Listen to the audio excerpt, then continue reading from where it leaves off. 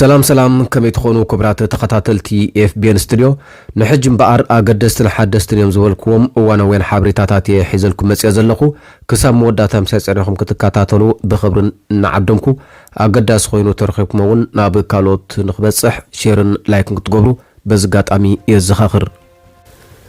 بمجمرتانا بخم زبلو كبرا سماعتي اب مونغو هزبتات ايرتران تقراين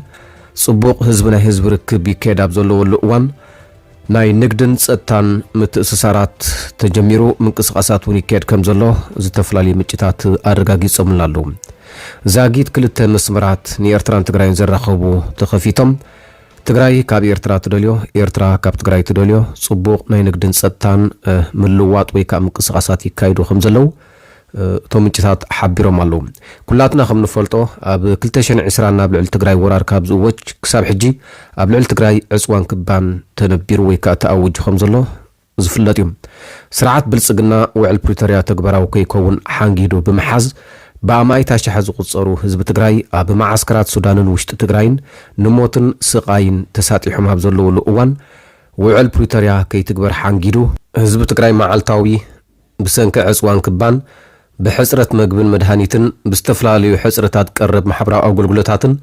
قداي موتن سقاين ويكا سدتن كوينو يركبالو هزب تقراي نزي بسرعات بلسقنا قتيمو زلو عصوان كبان نمسقار زتفلاليو ناي ديبلوماسن ستان من قسقاسات آب مكيادي زركب زخا اتنكو كابز قتيمو زلو ناي هلاوه حتو كوص ازخل مفتحي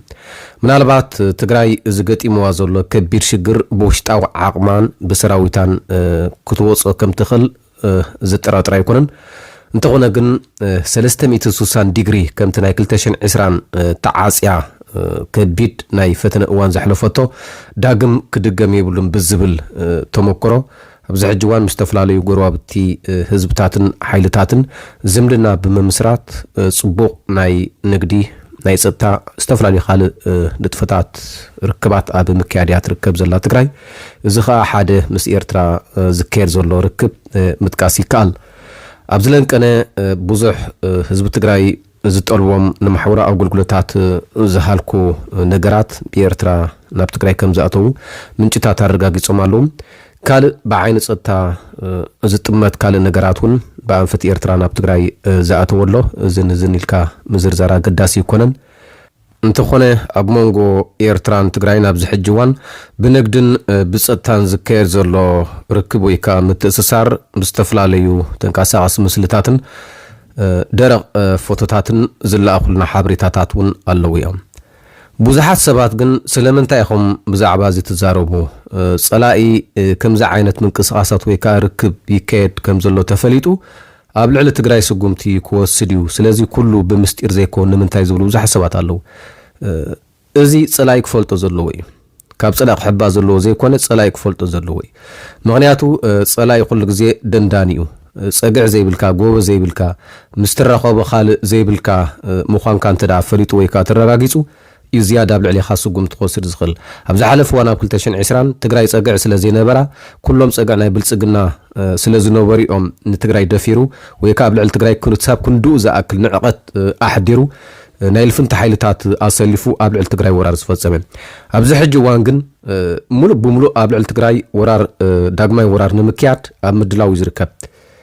حجي قبل العل تقراي ورار كاين ترا خوين قن اتناي قدم حجي سعرات كي قوطمو قدم حجي كندي حيلتات كندي هاجرات كندي أصوار حيزو كندي سراو حيزو اب تقراي انت عينت وردت قطيمو بلصقنا رينينا سلازي نايتمال خي دقم نايتمال زينورو لومي كله ولو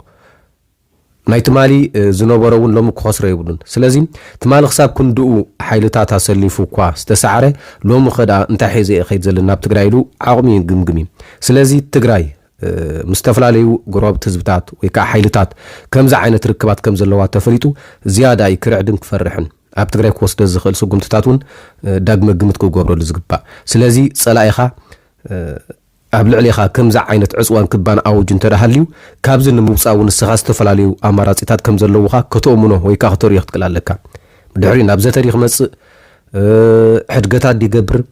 وتوم كي تقبرو عنكي صحزوهم زلو كتقبروهم ديو كسب غزر يخون مالتي سلازي እዚ ካብ ጸላኢ ዝሕባ ዘይኮነ ንጸላ ዝንገር እዩ ኣፍልብኻ ነፍዒኻ ካብቲ ዝገርም ብዙሓት ደለይቲ ፍትሒ ትማሊ ትግራይ ትዕወት ዝሉ ዝነበሩን ብዙሓት ኣብ ጎኒ ብልጽግና ዘለዉ ተጋሩ ግን ከዓ ተሓለቕቲ ህዝቢ ትግራይና ተሓለቕቲ ቃልሲ ናይ ትግራይና ዝብሉ ሰባት ብዛዕባ እዚ ከነልዕሎ ጸናሕና ነጥብታት ብዙሕ ክዛረቡ ንርኢ ኣለና ብኤርትራ ናብ ትግራይ ኣጽዋር ኣትሎ ብኤርትራ ከምዚ ዝበለ ዓይነት ኣጽዋራት ብከምዚ ኣንፈት ናብ ትግራይ ኣትዩ ስለምንታይ ከምዚ ከይድ ገለገለ ክብሉ ይስምዑ ኣለዉ እዞም ሰባት እዚኣቶም ብልክዕ ንህዝቢ ትግራይ ዝሓልዩ ንቃልሲ ህዝቢ ትግራይ ዝድጉፉ ነይሮም ተራ ኮይኖም ነዚ ክቕበልዎ እዩ ዘለዎም ምክንያቱ ጸላኢ ኣብ ልዕሊ ትግራይ እንታይ ሓስብ ኣሎ ኩላትና ንሪኦ ዘለና ክንደይ ዝኣክል ኣጽዋር ክንደይ ዝኣክል ሰራዊት ናብ ደቡብ ትግራይ ተጸጊዑ ኣሎ ኩላትና ንሪኦ ኣለና ስርዓት ብልጽግና ከዓ ኣብ መንጎ ህዝብታት ኤርትራን ትግራይን ተፈጢሩ ዘሎ ርክብ ስለ ዘስግኦ ኣብ ዝተፈላለዩ ከባቢታት ኢትዮጵያ ምስ ኦነግ ይኹን ምስ ፋኖ ዘካይዶ ዘሎ ኩናት ስለ ዝፀዓፅዑ ዳ እምበር ንህዝቢ ትግራይ ሓሊ ይኮነን ክሳብ ሕጂ ንሕፍዎ ቅድሚ ሕጂ ህዝቢ ትግራይ ሙሉእ ብምሉእ ከጽልቶ ምዃኑ ምስ በዓል ገዱ ኣንደርጋቸው ከይተረፈ ተዘራሪቡ እዩ ምስ ብዙሓት ካልኦት ሰበስልጣን እውን ህዝቢ ትግራይ ንምጽጻይ ህዝቢ ትግራይ ነበርያ ነበረ ክገብሮ መደብን ዕላማን ከም ዝነበሮ ምስ ዝተፈላለዩ መራሕቲ ተዛሪቡ እዩ ቶም መራሕቲ ካብ ዝተፈላለዩ ኣጋጣሚታት ነዚ መስኪሮም እዮም ስለዚ እዚ ሕጂ ንሪኦ ዘለና ናይ ጸጥታ ንግድን ርክብን ምንቅስቓሳትን ህዝቢ ትግራይ ጸላእቱ ዘርዕድ ጸላእቱ ኣብ ልዕሊኡ ሃንደፍ ኢሎም ስጉምቲ ከይወስዱ